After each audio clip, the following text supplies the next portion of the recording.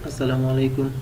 आज हम देखेंगे कि हम किस तरह से इन लिंक्स को डिज़ाइन कर सकते हैं। अगर आपने देखा हो आपकी या कोई वेबसाइट में मेन्यू वगैरह होती है तो वो ये लिंक ही होते हैं। मैंने 3 लिंक्स बनाए हैं HTML में और आपको पता है कि लिंक्स किस तरह बनते हैं। आसान तरीका है, एंकर टैग होता है, उसके अंदर href होता है, यहाँ पर उसकी एड्रेस देनी होती है, लेकिन मैंने कोई एड्रेस नहीं दिया फ़िलहाल, तो यही जस्ट एग्जांपल के तौर पर कर रहा हूँ, तो इसलिए 3 लिंक्स बनाए हैं। अब इसको हम डिज़ाइन करेंगे CSS में। तो देखते हैं कि किस तरह करते हैं। अभी ब्राउज़र में दिखाई दे रहा है, आपको पता है कि इस तरह है। मैं इसको डिज़ाइन करूँगा तो आपको पता चलेगा कि किस तरह हम कर सकते हैं। पहले तो मैं चाहता हूँ कि इसकी जो ये है यहाँ पर है, थोड़ा सा यहाँ पर आ जाए, थोड़ा सा दरमियान में। तो मैं इसको HTML CSS में आके जहाँ पर भी एंकर हो, यानी ए सेलेक्टर मैं सेलेक्ट कर रहा हूँ, तो उसकी थोड़ी सी मार्जिन दे दे लेफ़्ट से। ओके, मैं दे देता हूँ से 400 px और इसको सेव कर लिया। और जैसे मैं रिफ्रेश करूँगा, सॉरी यहाँ पर मैं पेडिंग दे देता हूँ।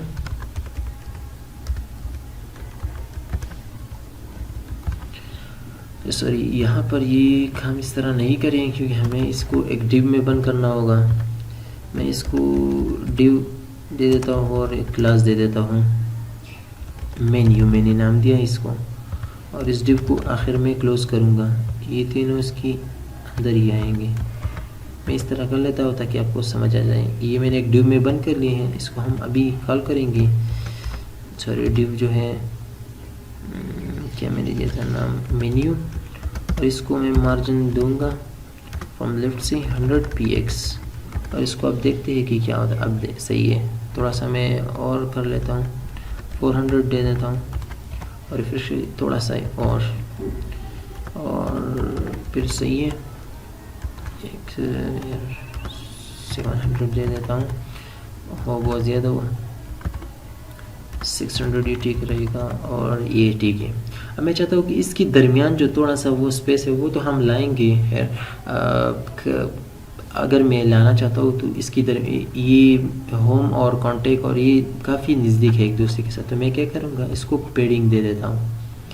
मैं चाहता हूँ कि जो अब यहाँ पर थोड़ी सी मुख्तलिफ है लेकिन आपको समझनी है। मैं चाहता हूँ कि जो मेन्यू क्लास के अंदर स्पेस दे देता हूँ और अंदर जो एक ए टैग होता है, जो कोई भी हो। इसका मतलब क्या हुआ, मैंने जो क्लास बनाया है मेन्यू वाला, उसके अंदर जो ए टैग है उसको मैं सेलेक्ट कर रहा हूँ। तो इस तरह हम सेलेक्ट करते हैं जो मेन्यू के अंदर ए हो, तो ये स्पेसिफिकली मेन्यू के अंदर ही जितने भी ए होंगे यानी एंकर टैग होंगे उसी को सेलेक्ट करेंगे। तो इस तरह ये हम इसको सेलेक्ट कर सकते हैं। अब मैं चाहता हूँ उसको उसकी जो पेडिंग में लेफ़्ट दे देता हूँ क्योंकि हर एक की लेफ़्ट में आएगा, और मैं से देता हूँ 20 px और रिफ्रेश कर लिया तो आप देख सकते हैं ये सही नज़र आ रहा है, लेकिन मैं इसको 10 कर लेता हूँ, बहुत ज़्यादा है, सॉरी,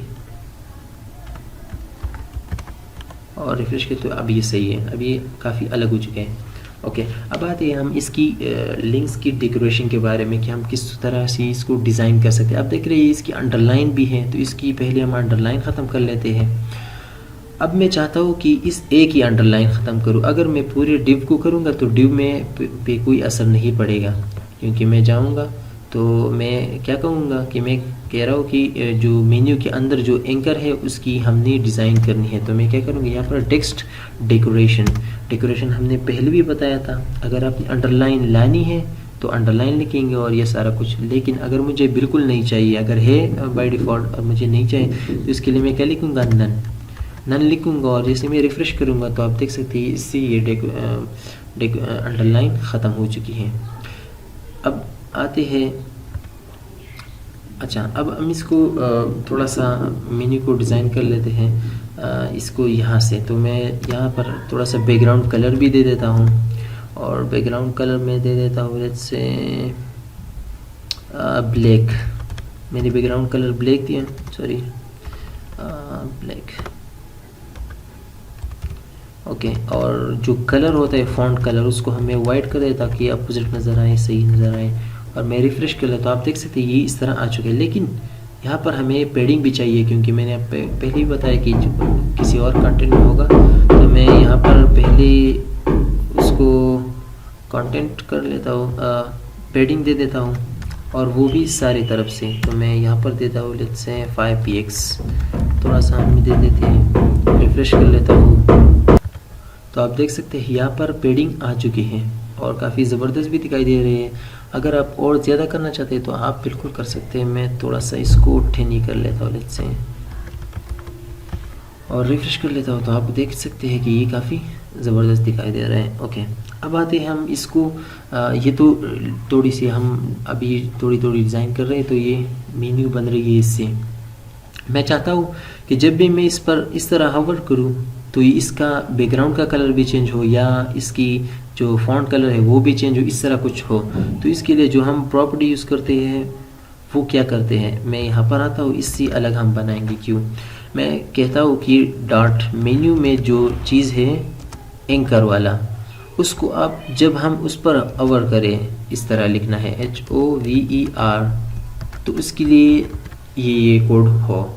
मैंने क्या किया, मैं कह रहा हूँ कि जो मेन्यू क्लास है उसके अंदर जो एंकर टैग है उस पर जब भी हम माउस लेकर जाएं तो ये काम हो, जो मैं अभी कर रहा हूँ। मैं चाहता हूँ कि इसका बैकग्राउंड कलर भी चेंज हो, मैं चाहता हूँ कि ये रेड हो। जब हम उस लिंक पर ऊपर जाएं, जैसे ऊपर जाइए लेकिन क्लिक नहीं करें, जस्ट ऊपर जाएं, तो उसका बैकग्राउंड कलर ये हो और जो कलर होता है वो ब्लैक हो। मैं आप कोई भी डिज़ाइनिंग कर सकते हैं अपने मुताबिक, मैं आपको समझा रहा हूँ जस्ट इस तरीके से आपने लिखना होता है। अगर मैं यहाँ पर लिखूँ ये सारा कुछ ये वाला, तो फिर तो ये सारा कुछ ओवर की जब हम ओवर करेंगे मतलब लिंक पर तभी आएगा, लेकिन मैंने इसलिए ये अलग कोड लिखा है उसके लिए। तो मैं इसको रिफ़्रेश कर लेता हूँ। जैसे ही मैं कोई भी लिंक पर माउस ओवर करूँ तो आप देख सकते हैं ये कलर चेंज कर रहा है, बैकग्राउंड कलर भी और ये कलर भी। इसकी कलर को मैं चेंज कर लेता हूँ, फ़ॉन्ट कलर को मैं लेट्स से ग्रीन कर लेता हूँ और रिफ़्रेश करूँगा। तो अब आप देखते हैं, ये यहाँ पर देखिए ये फ़ॉन्ट कलर ग्रीन आ रहा है और ये इस तरह आ रहा है, आप देख सकते हैं। इसकी और भी आप डिज़ाइनिंग कर सकते हैं। इसके साथ साथ मैं आपको बताता हूँ, अगर मुझे चाहिए कि मैं कहता हूँ कि इसकी जो ये कॉर्नर है, ये सारा कॉर्नर ये मैं थोड़ा सा इस तरह गोल रखना चाहता हूँ, तो मैं क्या करूँगा, यहाँ पर एक जो है यहाँ से मैं रखूँगा, क्योंकि हॉवर से नहीं, तो मैं रखूँगा यहाँ पर, इसको हम कहते हैं बॉर्डर रेडियस। अब हम यहाँ पर कहते हैं कि बॉर्डर रेडियस मुझे कितनी चाहिए। मैं मिसाल के तौर पर 10px दे देता हूँ और रिफ्रेश कर लेता हूँ। तो आप देखिए यहाँ पर आप देख सकते हैं कि मेन्यू किस तरीके से इस तरह राउंड हो चुकी है। यहाँ पर आप देख सकते हैं। तो ये थोड़ी सी प्रॉपर्टीज़ हैं जो कि हम लिंक्स के साथ कर सकते हैं। इसके साथ साथ और भी कुछ वो कर सकते हैं, और भी आप बहुत कुछ कर सकते हैं इसके साथ। अगर मैं चाहता हूँ मिसाल के तौर पर कि यहाँ पर बैकग्राउंड ना आए, यहाँ बैकग्राउंड ख़त्म कर लेता हूँ कि रिफ़्रेश किया तो यहाँ पर जस्ट आपको दिखाई दे रहा है इस तरह, जस्ट फ़ॉन्ट पे अप्लाई हो रहा है फ़ॉन्ट कलर। मैं चाहता हूँ कि जब भी मैं इस पर हावर करूँ तो इसकी जो बॉर्डर है वो आए, लेकिन बैकग्राउंड कलर ना आए। अगर आप चाहते हैं कि लेफ़्ट बॉर्डर या राइट बॉर्डर आए तो आप बॉर्डर की साइड से भी करें, लेकिन मैं चाहता हूँ कि सारा बॉर्डर आए और बॉर्डर की जो 1px हो, सॉलिड हो और उसकी जो कलर हो ब्लैक। तो मेरे ख्याल में ये सही दिख, और इसको रिफ़्रेश कर लेता हूँ। जैसे मैं इस पर और करूँगा तो आप देखिए, लेकिन यहाँ पर बैकग्राउंड में दूंगा, लेकिन उसकी अपोजिट दूंगा और वो दूंगा मैं वाइट, ताकि इस तरह दिखाई दे जिस तरह हम। तो अब हम देखते हैं यहाँ पर जैसे मैं ओवर करूँ तो आप देख सकते हैं यहाँ पर ये देखिए। तो ये थे कुछ लिंक्स के बारे में। आप इसको और भी डिज़ाइन बना सकते हैं, आपकी मर्ज़ी है। अगर आप चाहते हैं कि मैं इस पर ओवर करूँ तो इसकी जो विड्थ है वो बढ़ जाए इस तरह कुछ, तो मैं इसको एक करके दिखा देता हूँ। यहाँ पर मैं चाहता हूँ कि जैसे मैं ओवर पर क्लिक करूँ तो इसकी जो मेन्यू है वो थोड़ी सी लंबी हो जाए, फिर इस तरह आ जाए जैसे एनिमेशन की तरह। तो मैं विड्थ दे देता हूँ और विड्थ दे देता हूँ मैं 200px। शायद रिफ़्रेश कर लेता हूँ। जैसे मैं इस पर जाऊँगा ना तो आप देखिए यहाँ पर सॉरी ये मेरे ख्याल में कम है, इसको 400 कर देता हूँ, रिफ़्रेश कर लेता हूँ। यहाँ पर आप देखिए ये बढ़ रहा है, थोड़ा सा है मेरे ख्याल में, इसको हमें बढ़ाना चाहिए RTX। और यहाँ पर आप देख सकते हैं थोड़ा सा, कोई बात नहीं, ये हम आगे भी देखेंगे कि हम किस तरह से एम्प्टी लिंक्स पे ओवर करके, लेकिन ये जो होवर है ये बहुत ही इम्पोर्टेंट है। ओके, इसमें एक जो चीज़ रह जाती है, मैं चाहता हूँ कि जैसे मैं इस लिंक पर क्लिक करूँ तो इसका भी कलर चेंज हो, तो इसको हम कहते हैं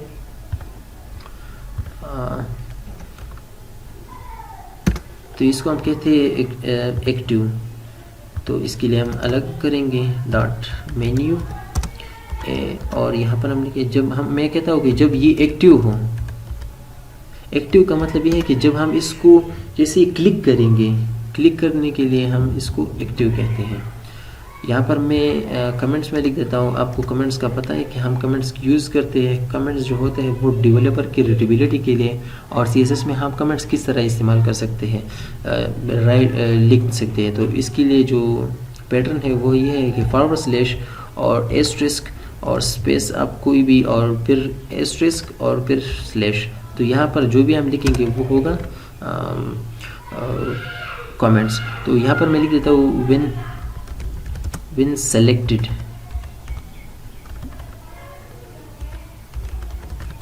और यहाँ पर मैं लिख देता हूँ when / कमेंट्स डाल देता हूँ, when माउस ओवर। ओके, तो मैंने ये कमेंट्स में लिख दिया है। अब मैं इसकी क्या चाहता हूँ कि इसकी कलर चेंज हो, तो मैं क्या करता हूँ कलर, और इसकी कलर चेंज हो, वो भी रेड हो जाए। मैं जस्ट कलर ही अप्लाई करता हूँ, और जैसे मैं रिफ़्रेश करूँगा तो आप रिफ़्रेश करता हूँ तो जैसे मैं यहाँ पर आऊँगा, जैसे मैं क्लिक करूँगा तो आप देख सकते हैं ये कलर चेंज कर रहा है क्लिक पे। यहाँ पर मैं आऊँगा, क्लिक करूँगा तो आप देख सकते हैं ये क्लिक पे चेंज कर रहा है। तो ये थे कुछ लिंक्स के बारे में, आप खुद से जो भी डिज़ाइन कर सकते हैं, लेकिन आप इसी आइडिया ले कि हम किस तरीके से इसको डिज़ाइन कर सकते हैं। तो मिलते हैं अगली वीडियो में।